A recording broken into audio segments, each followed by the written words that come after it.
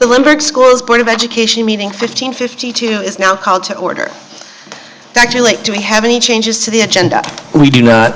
All right, do I have a motion to approve the agenda as presented? So moved. Second. Motion by Kathy, second by Megan. Motion passes 6-0. And at this time, I'd like to invite everyone to stand for the pledge if they are able, and invite Grace and Doug from Lindbergh High School, our special guests this evening, to lead us. Come on up. If you want to come to the front, and you can begin the pledge for us. And you can either face the audience or you can face the flag, however you want to do it. Or face each other. Or face each other. All right, there we go.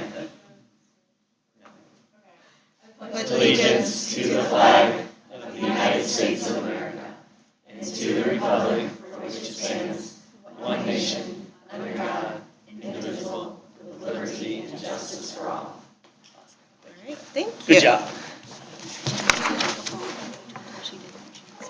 For our special You need recognitions. to take a vote on that agenda. You got to go back and do it. On there. I did. You did. I did. We did. We did it. Lee didn't do all in favor. Oh my gosh. Sorry. It's all right. We're going to go back. This is my first real meeting as the board president. Okay, so motion by Kathy, second by Megan. All those in favor? Aye. All right, motion passes 6-0. Sorry. Now we will move to special recognitions. Thank you for bearing with me. We are recognizing Lindbergh High School and Dr. Cochran. If you'd like to please come forward for your presentations. All right, thank you. I have two outstanding students here who both did a wonderful job leading our pledge, and I'm happy to have them represent the 2,200 amazing students that we have at our high school, because I could have picked hundreds of kids to come up here and recognize tonight. But these two did some things that were pretty unique, so I wanted to give them a chance to be recognized by our board and everyone out there. So I'm going to go alphabetically. So we'll start with Grace Herzog, who is an outstanding high school student in general. She actually has a 4.632 GPA, which is amazing. Additionally, she is here to represent the outstanding journalism program we have at the high school. Her teacher's here as well. You can wave, Carrie. There you go. And so this year, Yearbook submitted the largest yearbook in the history of Lindbergh High School. That was somewhere in the ballpark of about 370 pages. Our kids are going to get very strong carrying that around. And we, every year, get several honors for the work done in our journalism program. And Grace was singled out on a couple of different fronts. She was recognized with Ashley Dickey, another student at Lindbergh, for Best Overall Theme. And she was also recognized as the Missouri All-State Journalism Team. And she's only one of 11 students to be so recognized. And so she's just an all-around great student, but in particular, her work in Yearbook makes her a standout. So Grace, come on up.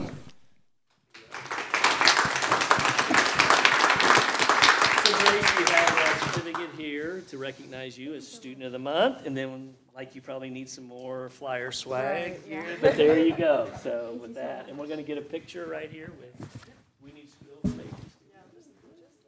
You want a shirt or that?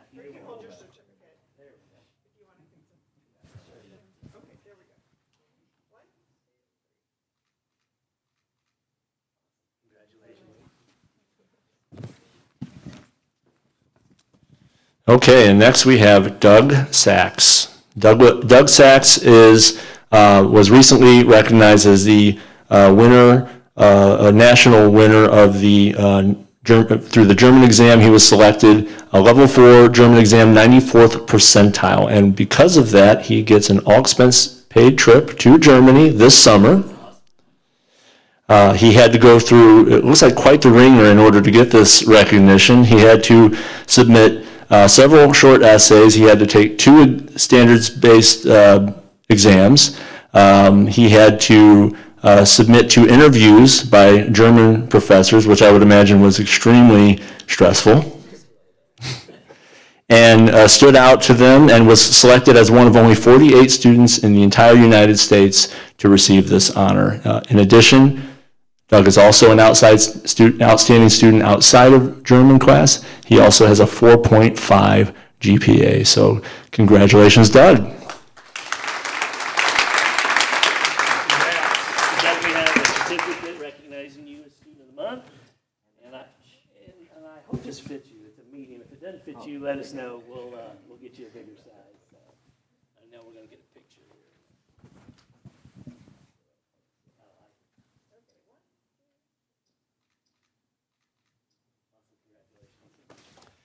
And Doug, if for some reason something comes up this summer and you don't need that ticket to Germany anymore, just give me a call. So thank you. Congratulations to both of you.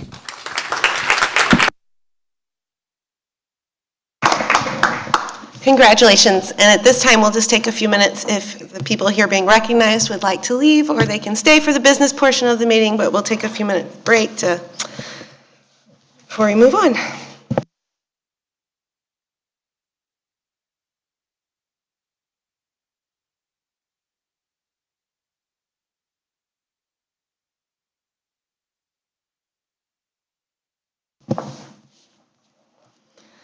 So item 5.0, resolutions. We have 3 consent resolutions this evening. Administrative Professionals Day on April 27th, National Teacher Day on May 3rd, and School Nurse Day on May 11th. And we want to take a minute to thank all of our administrative assistants, our teachers, and our nurses for their work and dedication to the district. Do I have a motion to approve the consent resolutions as presented? So moved. Motion by Mike, Second. second by Julia. All in favor? Aye. Aye. All right, motion passes 6-0. We'll move on to citizen communication regarding agenda items, and there are none this evening. We will move on to 7.0 communications, calendar of events. Mrs. Vetter. Thank you. Okay, this one, right? Yes. We have lots of things coming up with the end of the school year, so very busy.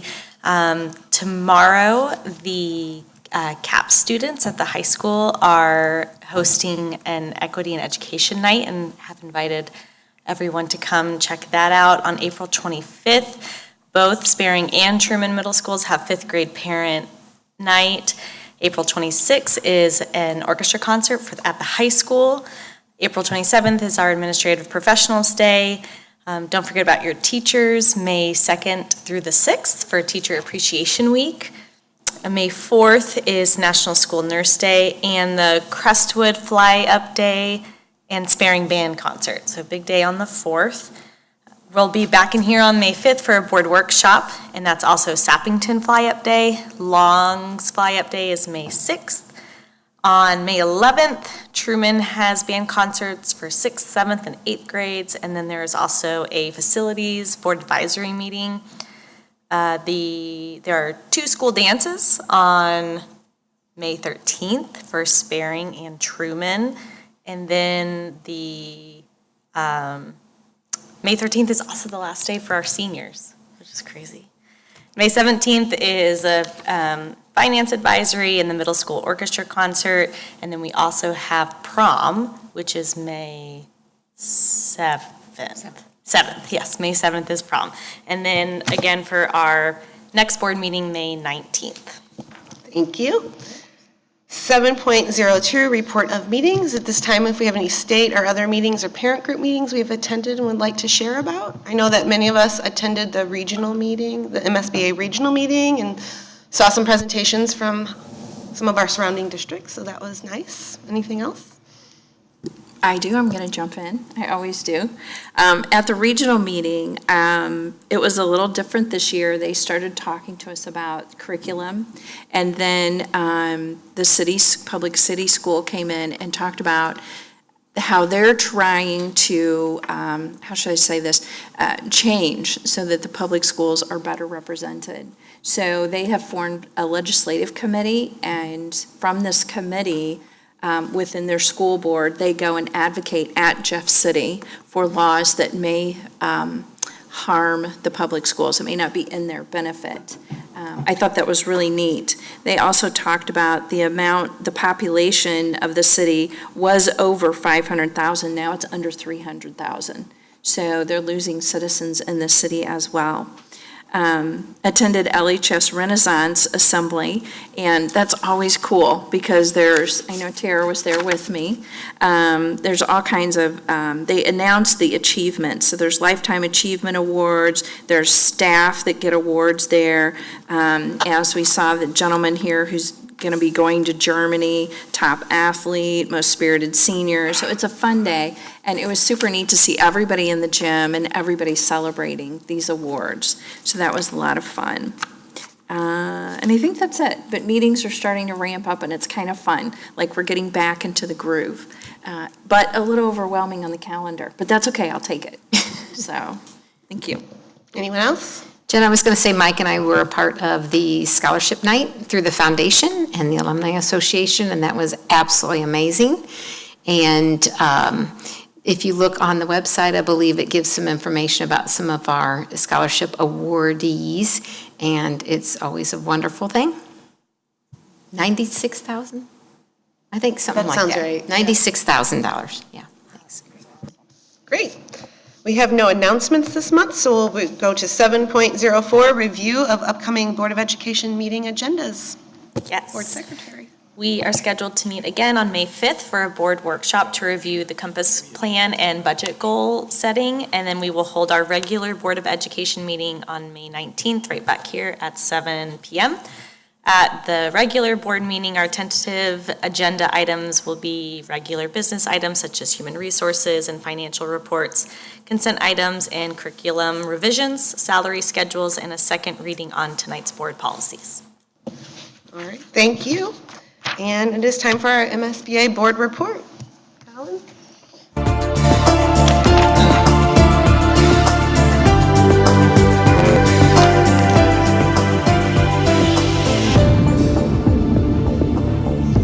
Hello, everyone, and welcome to the Missouri School Boards Association's board report for the month of April. We thank you for the opportunity to share some news and information during a few minutes of your board meeting. We begin with a look at the issue of teacher recruitment and retention in Missouri. As we have reported previously, school boards and administrators throughout the state continue to grapple with a teacher shortage that has reached crisis level in our state. Too few young people are entering the teaching profession, and too many teachers are leaving the profession early in their careers. The State Board of Education has formed a blue ribbon commission to address the problem, including the issue of teacher salaries in Missouri. The 17-member commission includes 5 business leaders. Commissioner of Education Margie Van Dieven says that's by design. We know that we need to raise teacher salaries. We know that we need to work on some of the conditions. And we've put to keep teachers' retention efforts, to keep them in our schools, and we've been outlining those. But we really need the business community to be the ones who are carrying that charge, or it looks self-serving. If we go over and say we need a teacher increase, it looks like we're trying to self-serve. This is an economic issue for this entire state. And if our business leaders can find and help find a dedicated funding source, we need their assistance in doing so. Van Dieven made her remarks during MSBA's recent legislative forum in Jefferson City. The goal of the commission is to develop a set of recommendations and clear action steps that address teacher recruitment and retention solutions. The MSBA Legislative Forum held last month included presentations on several legislative issues now before the Missouri General Assembly as it heads for its May adjournment. The event also included a student showcase at the Capitol where students from school districts throughout the state were on hand to discuss and demonstrate innovative programs in their districts. Governor Parson was among those who visited with the students. MSBA Executive Director Melissa Randall told school board members and administrators who visited the Capitol it's critical to tell the accurate story about the public schools of Missouri. We've heard it said over and over and over again today that is our primary responsibility right now, is to get our story told and to drown out the inaccurate information that's out there. Not let it divide us. This is a time we have to be united and we have to be laser focused on our children. They need us more now than ever as they recover from the experiences they've had these past 2 years too. And our teachers, we know they're hurting as well. Laser focused on supporting great teachers in every classroom for every child. Besides attending the student showcase, school board members and administrators had the opportunity to visit with their legislators at the Capitol during the legislative forum. If you were to your school board for the first time this month, welcome school board service. Missouri law requires all school board members to receive 18 and a half hours of training their first 12 months of service. MSBA's CBM Essential Board Member Training fulfills this requirement and provides the foundation for becoming an effective school board member. The training is free for all new board members. Check the MSB site for a schedule of the training opportunities along with registration information. Make your plans now to attend MSBA's Igniting Great Ideas Summit June 11th and 12th in St. Charles. It's a great opportunity to participate in valuable leadership sessions and to connect with your colleagues from school districts throughout the state. Also, be sure your board is represented at the June Delegate Assembly to be held in conjunction with the Great Ideas Summit. Delegates will be electing state officers for the coming year at that meeting. The nominating committee is proposing a slate of officers, including the offices of President-elect and Vice President. That's it for this month's edition of the MSBA Board Report. Thanks for allowing us to have some time at your board meeting, and so long from Columbia. Thank you, Colin. We'll move on to special reports. We have our cabinet updates, and we'll start with Joelle with Finance and Facilities. We did not have a facilities meeting this month. We kind of wrapped up most of our work in the first 3 meetings. We will potentially have one in the summer as a follow-up of progress on projects. And the Finance Committee meeting met. We had a lot of roundtable discussion at this meeting just about, we're getting to that point of putting out applications for new members and just trying to improve on processes and things that we talk about at the meeting. But as always, we go over the financial statements and all of the change orders and that kind of stuff at that Finance Committee meeting. So, thank you. And Dr. McKinney with HR? The HR committee did not meet this month, but we are scheduled to meet again in May. Thank you. And Dr. Sparks with your 3. So Teaching and Learning met the week we returned from spring break, and we focused on, we had teachers come and join us and talk through the middle school and the high school pilots for the ELA curriculum. They're looking at tools to support reading as well as grammar and mechanics, and are continuing to evaluate those. So they shared that process. We'll meet again in a couple of weeks to talk through the research we've been doing related to the curriculum cycle over the course of the year. Technology met earlier this week, actually just on Monday, and we discussed the future of technology. So we broke up into rotations, and over the course of this year, we've been doing an investigation on our student information system, really looking at what other options are out there. And so we shared the process of that investigation, not the outcome at this point, because we're not completely finished with the full investigation. We talked about future purchases with regard to technology, as well as the professional learning needs that continue to abound with how we integrate technology. And then we had a couple of teachers share some of the professional learning that I know was referenced in our learning report. And so gave our members a chance to kind of experience what our students are experiencing. And then Student Life met last week. We reviewed the Rights and Responsibilities Handbook, had some conversations around some proposed changes that will be coming forward in the May presentation to the board. And then really reviewed the plan for our social emotional learning screeners and got input on what do families need to know, what do students need to know, what does staff need to know in order to make that a successful research process next year. Thank you. 9.0 action items by consent. We have action items by consent 9.01 to 9.11. Would anyone want to remove any of these items for individual consideration? Hearing none, do we have a motion to approve consent items 9.01 to 9.11? I do have a question on So generally, we do our motions and then. Motion first, then, okay. Okay. So do I have a motion to approve consent items 9.01 to 9.11? So moved. A motion by Christie, second Second. Megan. by Megan. All right, any discussion or questions? All right, I have a question for Dr. Sparks on its 9.08, the English Language Arts curriculum. I was comparing the kindergarten curriculum that is in this draft to what is currently online, and I noticed quite a few differences, and I was wondering if you could explain to me what some of those differences were and why we were doing that. Absolutely. So one of the things you'll note in this curriculum is the emphasis on foundational reading skills. So a lot more in the development of phonemic awareness, phonics, grammar mechanics, just in general. The reason why, obviously, is the work that we've been doing over the last couple of years. But on top of that, when the previous curriculum was written, and I know that I've talked about this before, in our curriculum cycle, you always start by talking about what are the standards that you want students to master, and then you develop the curriculum around that process. And then from there, you select resources. At the time the last curriculum was written, it was written as a revision because the state standards had changed. So we wrote it to the resources we had, which is never a best practice, but it was the reality because we already had the resources, so it became a more practical document.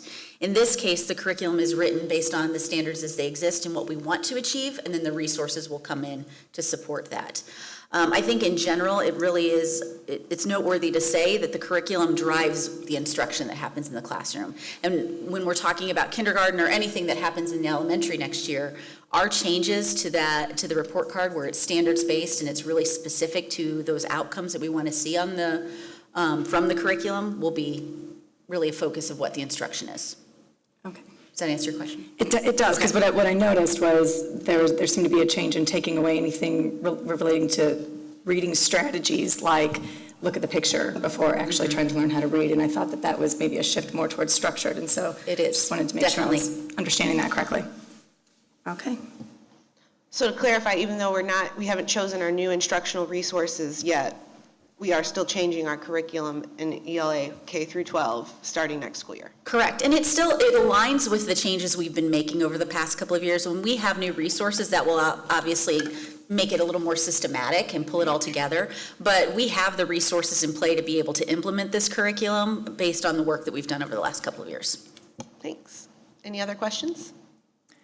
I had one more question. Sorry, I'm new, so I have questions.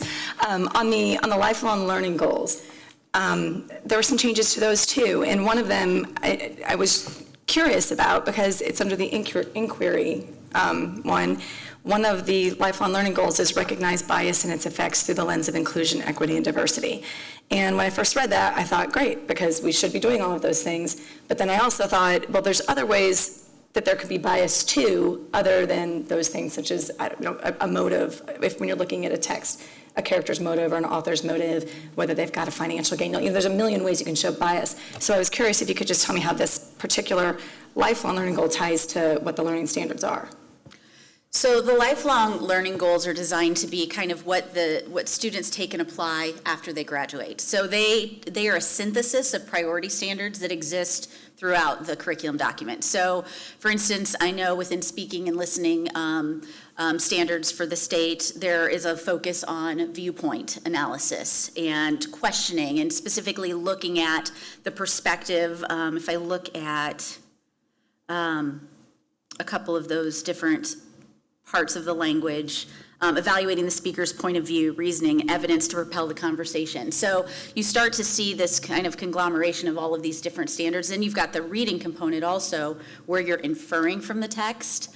Having that as connected to bias doesn't exclude all of those other pieces. It's just saying that this is the complicated work that kind of pulls it all together. Thanks. All right, anyone else? All right, we will move to a vote. All in favor? Aye. Aye. Any opposed? All right, motion passes 6-0.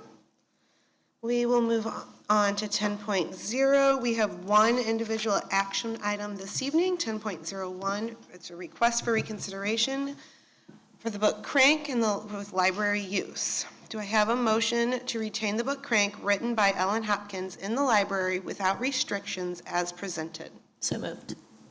Motion by Megan, Second. second by Christy. And do we have any discussion or questions? I have to say I was weirdly excited about this one. My work with Step Up, this is exactly what we talk about. We are there to help students or children in school make the best decisions that they can make, whether that's around alcohol or around drugs. And so when I was reading Crank, I reflected back to a time when we had Jude Hassan, and he wrote The Suburban Junkie. He actually came and spoke to us and to a group of parents. Jude's actually from St. Louis, and he lived in the city, and then he moved out to the county to go to school. And he was a student that didn't fit in. You know, he looked a little different, he felt a little different. So his first friend was the drug dealer. And they started him out with a little bit of marijuana, and then they decided that heroin would be a better idea for him. And then he slowly became not that A student anymore and not that athlete anymore, but stealing from his parents, driving down to the city, living in abandoned buildings to get what he needed. So I feel like our children need to be, our students should be aware of it. I don't want to put a restriction on it because but it would be nice if there could be conversations if a student did check it out or did look at it. Maybe they're looking for, to do a book report or something, but that's why I liked it, because it demonstrates how she was that A student and then fell into this world where she was no longer that way.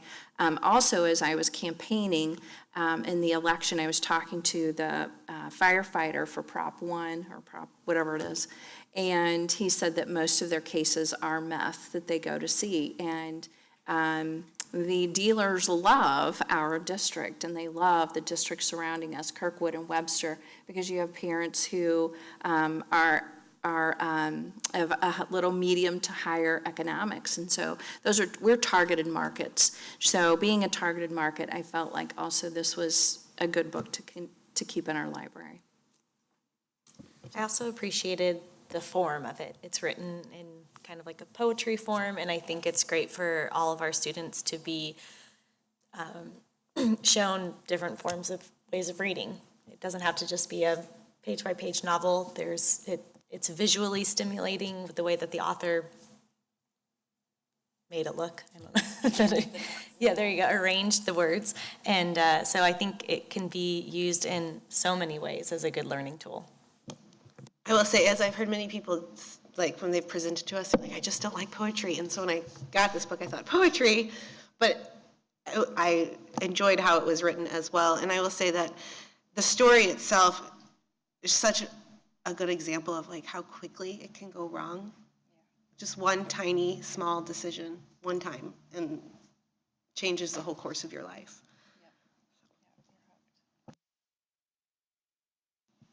Anyone else? All right, we will move to a vote. All those in favor? Aye. Aye. Any opposed? Motion passes 6-0. 11.01 for the record. There are no for the record reports tonight, so we'll move to 11.02 other reports, which is the listening and learning tour with Dr. Lake. Sure. No, I think you're okay. I can look. So just to recap, because we do have some new board members and people in the audience, in 2018, when I came into the district, the board challenged me, how are you going to get feedback from our community? How are you going to engage with our community? So I went out and did what I called a listening and learning tour. I did 83 different speaking engagements. And in that, we talked about, the future of education, the future of work for our kids. We also talked about ways school districts and schools can maybe begin to look at more relevant 21st century types of measures, having some traditional measures in there, but maybe having some other things that we also are deliberate about looking at. And so I asked some questions. And so every year I've gone out and done this. I've gone out and done this engagement with our community. Unfortunately, the second year I did about not quite half of that. I think I did about 30 to 35 of those my second year. And then obviously in the spring of 2020, things changed. We weren't in person much. So we did some virtually. This year was the same way. We did 3 virtually, but we did get 2 in-person engagements. I was able to do an in-person at our foundation breakfast, just to kind of review our work in the district, what was going on, how the community had identified these 5 success measures back in the school year of 18-19, and how we were working and demonstrating the work that our community had said to us, this is what's important to us, this is where your work needs to focus. And so this year we have those 3, we have some reports, and I think an important piece to this report is we ask 3 questions every single year to our community. What is it that Lindbergh's doing well that we need to keep doing? So what are these things that we have that we're doing and we need to keep doing these? What are things that we're doing that we're maybe not so good at that we need to get better at? We don't need to stop doing them, we just need to get better at them, so those areas of improvement. And then organizations in corporate America, in schools, wherever, we don't ask this question enough. What are things that we need to strategically abandon? What are things that, hey, we need to stop doing that? Because the education profession is notorious of an employee or a teacher or a staff member has an idea, they champion that cause, and then they retire, they leave, and they go, okay, we're doing this, and we're not sure why we're doing this. So being really deliberate, because we all know that the demands on our support staff and our teachers is greater than it's ever been in the history of public schools. And so how do we take things off the plate? So that's why we purposefully ask that question, what are things that we need to stop doing? So with that, we gathered the surveys. The first year that we did this, we had close to 800 responses from our community in those 83. So this wasn't like, 50 people gave us feedback and we developed these 5 success measures. There was close to 800 people that did that. And so we gathered that. The second year, it was probably closer to 500 we got feedback. And then obviously during the COVID years, we haven't had as much feedback, but we have tried to get that. Next year, my intent is best scheduling anywhere between 20 and 30 engagements. I need to be out and about speaking, to places like Friendship Village. I need to be back in front of Chamber of Commerce. All of those things that I haven't been able to do these last couple years. And so we just feel like this is, when we first laid it out and I was working with the board, we thought, this might just be a 1-year thing, but the community really enjoyed that and enjoys that FaceTime and that in-person conversation that we do. And so we will continue to do these, I would imagine, as long as I'm the superintendent here, and asking these questions to make sure we're meeting the community's needs as well as our students and our staff's needs as well, and getting that feedback. So with that, I'm just going to quickly, there's just a few slides, I'm going to run through some of the results. So again, I kind of referenced this. We did have close to about 400 people engage with it, whether they was live or they went back on YouTube. So we had 400 people engaged. That does not include the community breakfast participants in that, or we did a senior citizen recently in person that had about 25 to 30 people here at central office that we engaged with some of our senior citizens. So next slide, Colin. So these are the results. When you look at these, the majority of these 230 responses this year came from our parents. And from those parents, it came from, it looks like our high school had the most, where we got our feedback from. So that kind of gives you the information in these next few slides of who was providing that input and feedback back to us as a district this past year during the listening and learning. Next slide. So back in 2018, as I mentioned, as part of that listening and learning tour, these 12 success measures were asked of anyone that was at those events to rank those 1 to 12. So you put number 1 as the most important to you, number 12 being the least important to you. So those were the 12 success measures. And when you look at those, there's lots of traditional things on there, and there's also other things where we can be intentional about helping kids be successful in life and not just being successful at being a good, necessarily doing good at just school, because we all have probably know somebody that was really good at doing school and they got out in the real world and they didn't have the things that they needed to be successful. And so finding that blend and that balance is really, really important. So you can see, state reading and math scores were on there, student satisfaction, are our kids happy? So the development of 4 C's, those skills that no matter what you do in this lifetime, no matter what you're asked to do, if you can work on a team If you can communicate effectively, you can problem solve or think critically, or you can use your creativity, you're probably going to be successful at whatever it is. So like Dr. Sparks talked about, how do you take your standards, the academic standards, but you look at it not just the academic piece, but where are kids collaborating? Where am I allowing them to communicate their learning to me? Where am I challenging them to solve problems and be creative as well? So that's just kind of some context, but you could rank all of those. And so it was interesting, the only group that had a standardized test score in their top 5 was our students, and they had the ACT, and it was our high school students, because we've told them for the last decade, you have to get a good ACT score because you all have to go to college. And we believe that all kids should be college ready, but there are a lot of pathways to success because we've all know somebody, right, that went to college, got a 4-year degree, got a lot of debt, but they don't use that degree to earn a living, right? They do something else. And so we want to make sure we create an environment and learning experiences at our high school that expose kids to those paths that may lead them in an appropriate manner that is a post-secondary training or what that might look like post-high school. So we want these success measures to drive that work and those experiences within our high school. So those were the 12. Next slide for me, Colin. This is how they came out. Number 1, impact on student achievement. Still that teacher in the classroom. We have to have amazing teachers, and Dr. McKinney has been very deliberate with being intentional. We don't just have an interview instrument. We have a very strategic interview instrument. We have lots of things. We use our principles. So we're very intentional about who we hire. And, if you've heard me speak publicly before, this is a relationship business. We want people in our system that can build relationships with our kids. Social emotional well-being of students and staff, that across the board was number 2 or 3 from every group, whether that was a community member, that was a teacher, that was a parent, that was a student, that was a business leader, whatever it was, that was across the board the second most highly rated success measure, the mastery of those 4 C's that I talked about.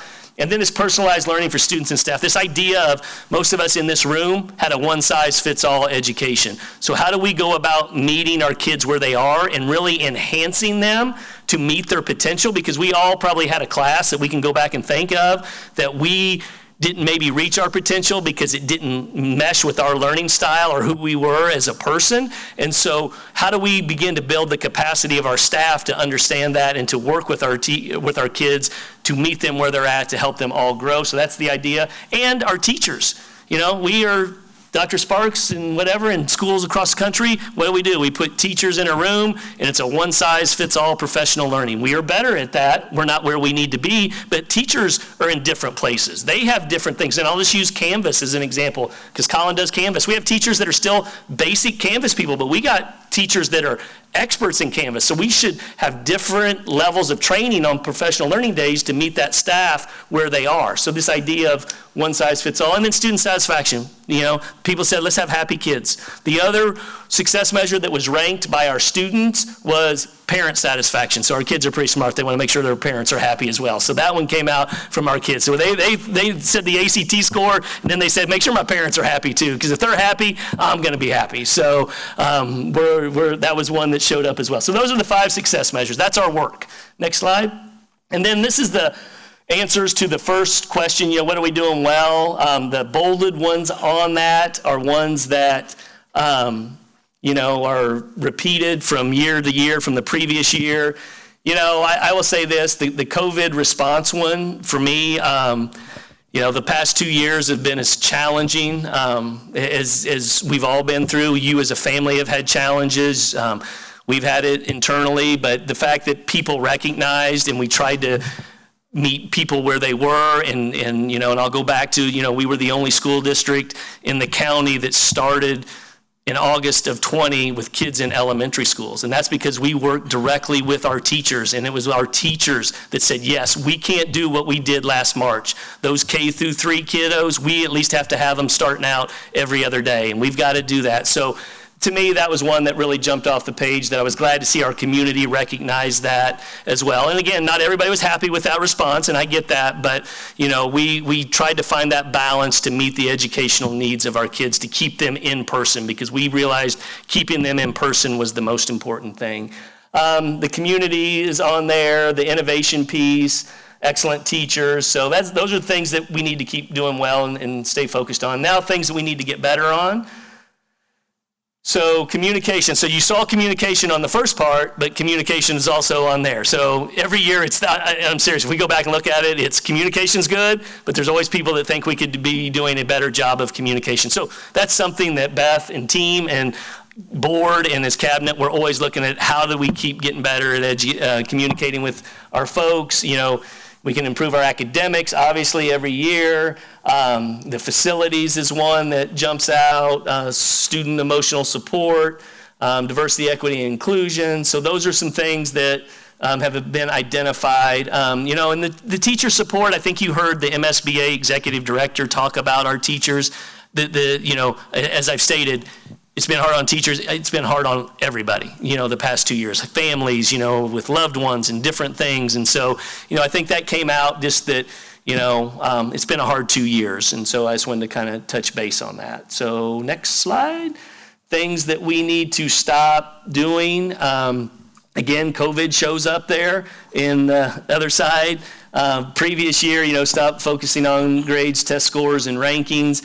And prior to this year, that one had showed up every single year, that, you know, the rankings and things like that, those will, if we're doing what we need to in the classroom, then those things will take care of themselves.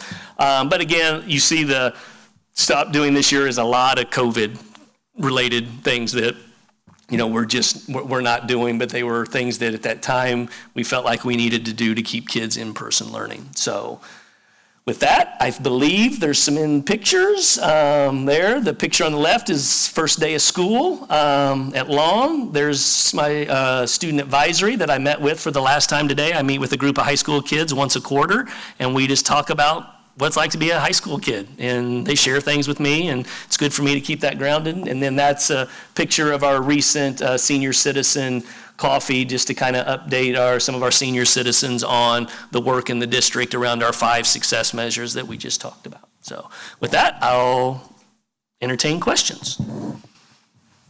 Do you have plans to, because we don't every year ask them to re-rank the success measures. Sure, that's a great. What is the thought? Yeah, so these, when we put these in place, that was tied to this strategic plan. So when we go out, so we have next year and the following year, so that following year, we will be going out, and again, we'll put some new ones in there, we'll leave some the same, we'll, as a committee, and again, these 12 were created by a group of people. So we'll get parents and we'll get kids, we'll say, you know, when you think about successful school districts, what are the things you think about? And then, you know, we'll go again, and then we'll probably have maybe only 10 this time that you rank, or 12, or 14, but, you know, as we come up with meaningful kinds of things to think about, and get that community feedback when we develop our next strategic plan. So yeah, that will be the plan. Thanks. Anything else? All right, well, we have no other reports, so we will move on to 12.0, citizen communication regarding non-agenda items. We have 3 speakers signed up tonight. So generally, you'll come up to the podium when your name is called. You'll have 3 minutes to speak, and we'll just remember to be respectful, kind, and courteous, and remain quiet while others are speaking. Thank you. And we will start with Mr. Bell.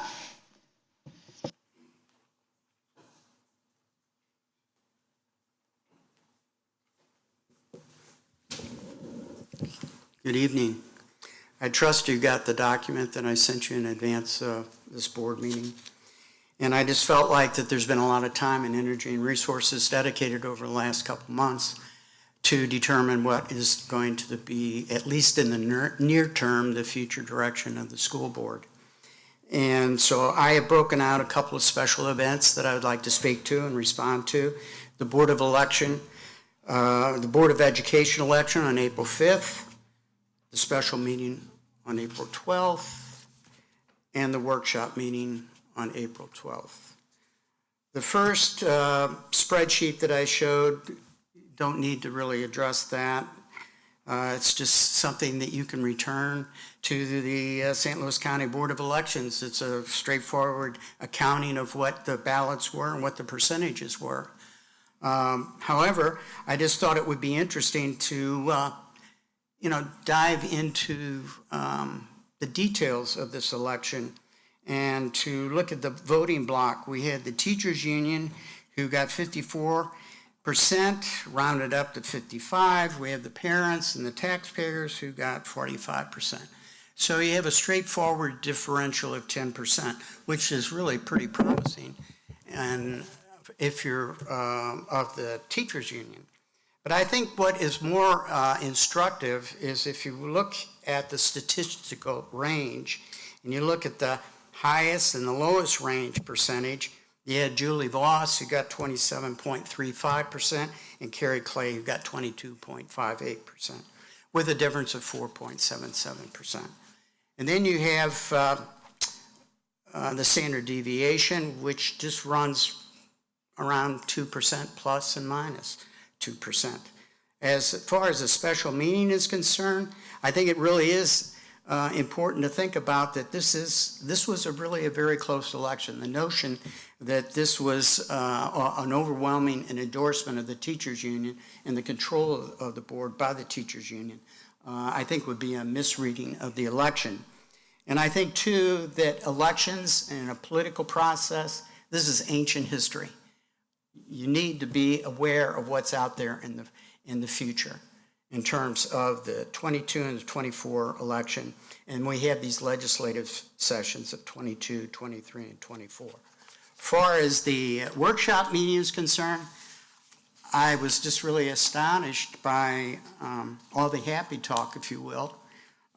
Essentially, these 4 C's themes have supplanted the 3 R's, and any notion about arithmetic, reading, and writing was given short shrift. And I'm just not convinced this is the way to go. And here, my time is up. You guys gave the principals and the program leaders 5 minutes in your special meeting. They're internal. And we, the parents and the taxpayers, as constituents, are given 3 minutes.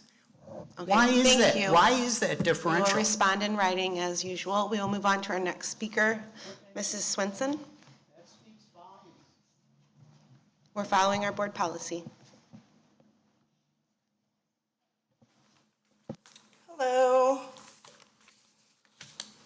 Hi, Ms. Rapp. Sorry. As we end the school year and my daughter completes her final year of Lindbergh schools, I'm really going to miss all your emails. No, I'm not. I wanted to take the time to remind the board and community about the importance of strong public schools filled with amazing teachers and staff. In the last 2 years, we went from accolades for teachers to the negativity in the last election. Teachers have had to endure some comments, even in some of these board meetings and on social media especially. They aren't secretly withholding information, they're not teaching CRT, they're not grooming your kids, they're not indoctrinating your children with books, and this other crazy stuff I've been hearing. The teachers' unions are not running or ruining the schools. If they were, we wouldn't be the lowest paid teacher's salary in the whole entire nation. It's high-quality administration, teachers, and staff that are the backbone of the public schools. It's been rough, and we do need that week of appreciation or more for our teachers. Teaching is hard work, and unless you've done it yourself, you may not be able to relate. I'm not pitting any teaching against any other profession. I wouldn't attempt to draw those comparisons unless I actually walked in those shoes. I have been a teacher and in education for more than 20 years.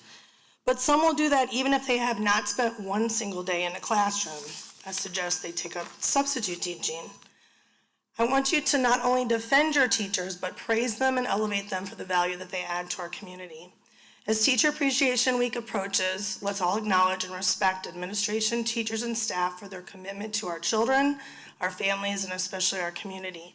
They are professionals who work tirelessly to ensure that our children are safe, secure, and learning. I would ask the board to consider the following. Pay them more. There's been a teacher shortage for the last 10 years, and the pandemic has made it worse. We don't want to lose our high-quality administration, teachers, and staff to surrounding districts. Believe me, there's going to be a flight. Second, hire even more teachers and staff to lower class sizes so teachers can have more time to support students individually. Spend your ESSER money on students and staff. Ask teachers and staff what they need and what they want and include them in the process, as I've already heard this evening.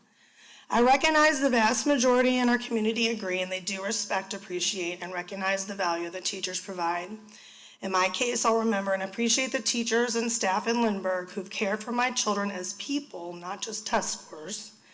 I appreciate those who have listened to my concerns when I had them, took time to reach out and praise my children just because, offered to tutor them in their own time, thank you, Miss Laura Thomas, or wrote letters to help them get scholarships and jobs, like Miss Rupp. I would welcome everyone to show their administration, staff, and teachers our appreciation, and thank you for your time. Thank you. All right, we have one more speaker tonight, Ms. Sherry Rowell.